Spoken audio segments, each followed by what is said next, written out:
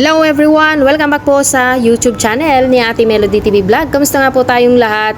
Gusto mo bang malaman kung paano po mag-delete ng storage mo dito sa ating messenger or yung messenger mo?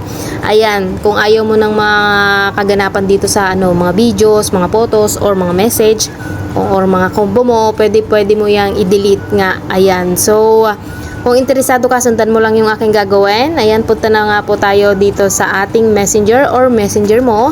Sundan mo lang yung aking gagawin. Ayan. So, punta lamang po tayo dito sa menu.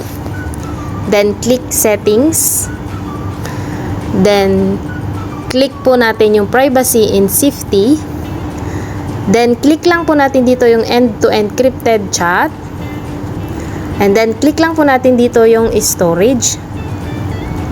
Kung gusto mo lahat ng storage mo, mga combo nyo dito sa Messenger, pwede mo na yan i-delete guys para hindi ka na kung ayaw mo ng mga chechebureche na makakita ka. Ayan. So i-delete mo lang yan guys. So hindi ko po muna i-delete diyan yung aking delete dito.